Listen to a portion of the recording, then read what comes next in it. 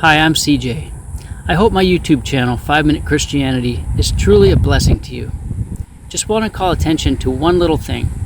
At the beginning of each video, I try to include the name of the sermon from which it came, so that you can go back later and watch the entire sermon when you have time. That's all. Thanks.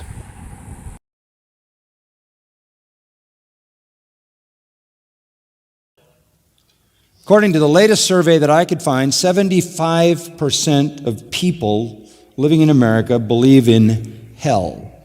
They believe there's a hell. That's the influence of Christianity. 75%. Of those 75%, 4% believe there is any chance that they will ever go there. So we've gotten our point across. There is a hell. But we haven't gotten the point across that you're headed there already. That's the issue. We live in a world where sin is freely exploited. Sin is so much a part of our culture that every imaginable sin is acceptable except pedophilia. That's the last sin left. And you watch the outrage, at least in the athletic world, if not in the Roman Catholic Church, over the sin of pedophilia. You don't find that outrage over adultery.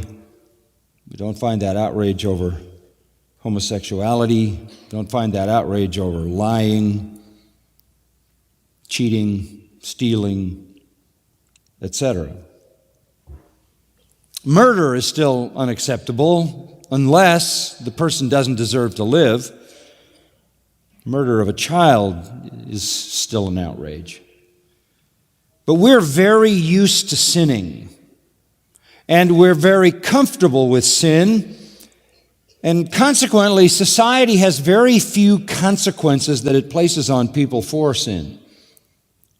So when people grow up in a world where things that once were defined as sin are no longer defined as sin, and behaviors have no consequence in the society, where, for example, when Junior comes home at the age of 12 and announces to his mother that he's a homosexual, she becomes a homosexual advocate.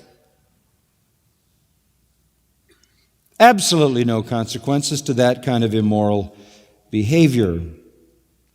There's a warped sense of good and evil and a distorted understanding of justice. We don't know what sin is, except sin can never be what I do. It can be, however, if what I do harms someone else. That would be sin, but any act that I do in and of itself, I'm free to do, and there shouldn't be any consequences at all. And the truth of the matter is then, if the culture imposes no consequences and the family imposes no consequences, the society places no stigma on people for the kind of behaviors that are sinful behaviors. People get so used to sinning without consequences that when you introduce the idea that they will pay in full forever for every sin, that is just alien to their thinking. People sin without immediate consequences, and to try to convince them that there are somehow down the road, decades from now, if they live, deferred consequences is a hard sell.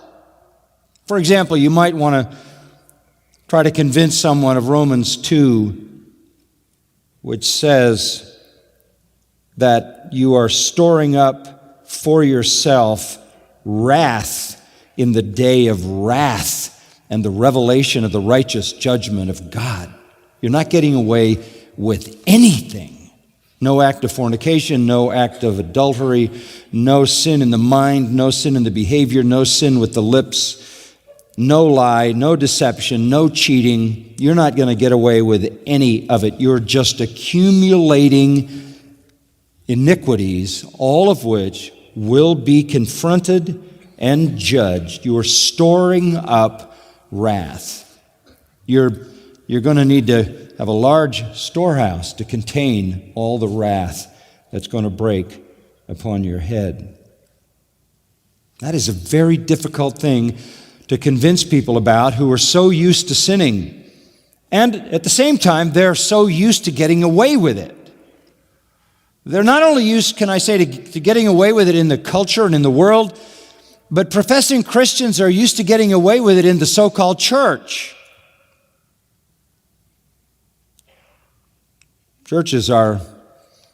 So-called churches are very, very reluctant to confront sin. Very reluctant to do the discipline that the Bible talks about doing, to teach people the consequence of sin. Parents are very reluctant to create significant consequences for the sins of their children, which may be the most important thing, apart from the gospel, that your child ever learns. That sin has immense and painful consequences. We need to tell people that every unforgiven sin, every sin committed by every person who rejects Jesus Christ will be justly punished by God forever in a place called hell.